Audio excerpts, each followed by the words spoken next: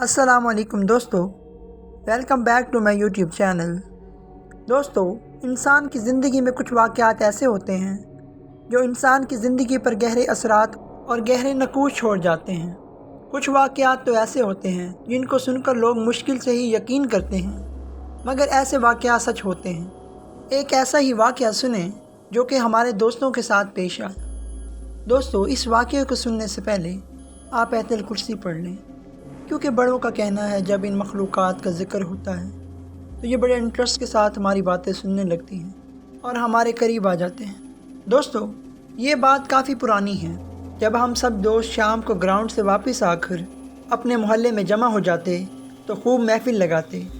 ایک دن ہم رات کا کھانا کھا کر گھر سے باہر نکلے تو دوستوں نے بولا آج جمعرات ہے اور آج جن بھوت اور چڑیلوں کا دن ہے۔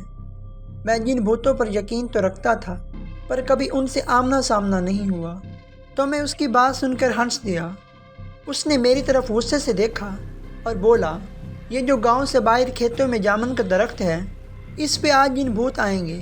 اگر نہیں یقین تو تم سب میرے ساتھ جا کر دیکھ لو۔ دوستو، ہم سب دوستوں نے حامی بھر لی اور اس کے ساتھ چلنے کو تیار ہو گئے۔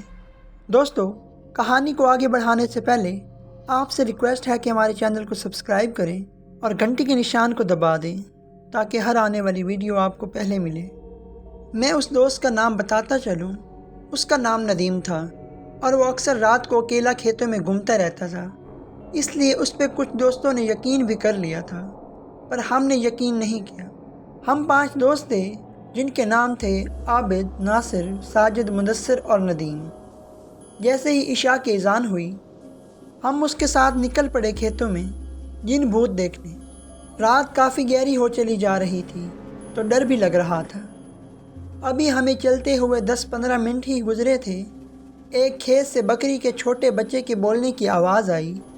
عابد نے بولا، رکو، یہاں پاس سے کسی جانور کی آواز آ رہی ہے۔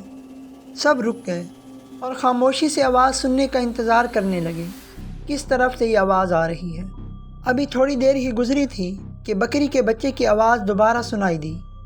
ندیم نے فوراً بولا، آواز اس طرف سے آ رہی ہے، جو 2-4 کھیت چھوڑ کر ہی برسین کا کھیت تھا۔ آواز وہاں سے آ رہی تھی۔ سردیوں کے دن تھے اور ان دنوں برسین عام ہوتا ہے۔ سب دوست اس طرف جانے لگے تو ناصر نے بولا، چھوڑو یار، جو بھی ہے ہمیں کیا لینا دینا، اس سے ہم جس کام کے لیے جا رہے ہیں اس طرف چلو۔ پر کوئی بھی نہیں مانا اور برسین کے کھیت کی طرف بڑھنے لگے سبھی۔ وہاں جا کر دیکھا تو ایک چھوٹا سا بکری کا بچہ وہاں کھیت میں بیٹھا تھا۔ ہم میں سے کوئی بھی کچھ بولتا اس سے پہلے ہی ندیم کہنے لگا، جو یہاں بکریاں چروانے آتے ہیں ان کا رہ گیا ہوگا، اس کو اٹھا لو، صبح پتہ لگا کر واپس کر دیں گے۔ سب نے اس کی بات سے اتفاق کیا اور ایسا ہی کیا۔ اس کو ہم نے اٹھا لیا اور اپنی منزل کی جانب بڑھنے لگے۔ رات کافی گہری ہوتی جا رہی تھی اور ہمارے ڈر میں مزید اضافہ ہو رہا تھا، کیونکہ کھیتوں میں طرح طرح کے جانور کی آوازیں آ رہی تھیں۔ مدثر نے بولا، یار ہم کو واپس جانا چاہیے، آگے بہت خطرہ ہے۔ سب اس پہ ہنسنے لگے اور اس کو ڈرپوک کہنے لگے۔ خیر، وہ خاموشی سے ان کے ساتھ چلتا رہا۔ پھر راستے میں ہمیں سیٹی کی آواز آنا شروع ہو گئی۔ سب ڈر کے مارے اچانک رک گئے اور ایک دوسرے کی طرف دیکھنے لگے۔ ڈر سب کے چہرے سے صاف نظر آ رہا تھا، پر کوئی بھی یہ نہیں چاہتا تھا کہ ہم واپس جائیں اور اللہ کا نام لے کر اس جامن کے درخت کی طرف بڑھنے لگے۔ ابھی تھوڑی دیر ہی گزری تھی کہ ہمیں چلتے ہوئے تو سامنے ہی وہ درخت نظر آ گیا۔ ہم سب دوست اس درخت سے تھوڑا ہٹ کر بیٹھ گئے۔ سب سے پہلے تو مدثر بولا، اس بکری کے گلے میں کوئی رسی وغیرہ ڈال دو تاکہ یہ کہیں ادھر ادھر نہ ہو جائے۔ سب دوست رسی ڈھونڈنے لگ پڑے اور جلدی ہی ایک چھوٹی سی رسی مل گئی تھی۔ اس کو ہم نے اس کے گلے میں ڈالا اور رسی ناصر کو پکڑا دی اور سب کی نظریں اس درخت پہ جمی تھی۔ 10-15 منٹ ہی گزرے تھے کہ اس جامن کے درخت کے اوپر سے ایک باریک سی لال رنگ کی لائٹ نظر آئی۔ وہ لائٹ اتنی باریک تھی اور اتنی تیز تھی، یہاں بتانا مشکل ہے۔ وہ لائٹ کبھی درخت پہ جاتی، کبھی درخت سے نیچے آتی۔ ہمارا خوف کے مارے برا حال ہو رہا تھا اور ساتھ ہی پر اسرار آوازیں آنا شروع ہو گئی۔ ہم سب دوستوں نے اونچی آوازوں میں ورد پڑھنا شروع کر دیے۔ کچھ دوست تو وہاں سے بھاگنے کے لیے تیار تھے، ہم نے روک رکھا تھا ان کو۔ پھر سب نے ہی محسوس کیا کہ لائٹ اب ہماری طرف بڑھ رہی تھی۔ جب سب نے یہ منظر دیکھا تو وہاں سے بھاگنے میں ہی بہتری سمجھی، اور اتنی سپیڈ سے سب وہاں سے الٹے پاؤں دوڑے، اور ہمارے پیچھے اتنی خوفناک آوازیں بلند ہو رہی تھیں۔ بس یہی محسوس ہو رہا تھا جیسے وہ بالکل ہمارے پاس ہی ہیں اور کسی بھی لمحے وہ ہم سب کو نقصان پہنچا سکتی ہیں۔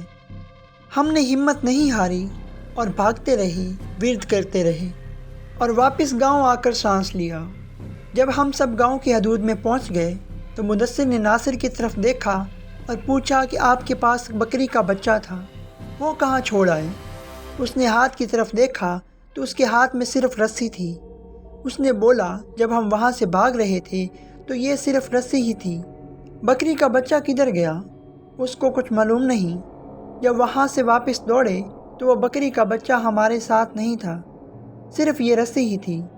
کیا وہ سچ میں بکری کا بچہ تھا یا کوئی اور مخلوق تھی؟ سب دوستوں نے کہا جو بھی تھا ہم صبح وہاں جا کر ضرور دیکھیں گے۔ جب صبح ہوئی تو کوئی بھی وہاں جانے کے تیار نہیں تھا سوائے ندیم اور مدثر کے۔ وہ دونوں کھیتوں میں آ گئے اور اسی جگہ گئے تو انہوں نے وہ بکری کے بچے کو مرا ہوا پایا جو جامن کے درخت کے بالکل قریب ہی پڑا تھا۔ اس کی صرف ہڈیاں ہی ہڈیاں نظر آ رہی تھیں۔ اس بکری کے بچے پہ گوشت کا کوئی نام و نشان بھی نہیں تھا۔ وہ دونوں سمجھ چکے تھے رات کو جو کچھ بھی ہوا وہ ان کا وہم نہیں تھا۔ اس درخت پہ واقعہ کچھ ایسا تھا جو ندیم نے بولا تھا۔ اس کے بعد وہ واپس آ گئے اور کبھی بھی رات کے ٹائم باہر گھومنے سے توبہ کر لی۔ دوستو، امید ہے آپ کو یہ آج کی ویڈیو پسند آئی ہوگی۔ اس طرح کی مزید ویڈیوز دیکھنے کے لیے ہمارے چینل کو سبسکرائب کیجیے۔ دوستو، ملتے ہیں ایک نئی ویڈیو کے ساتھ، تب تک کے لیے اللہ حافظ۔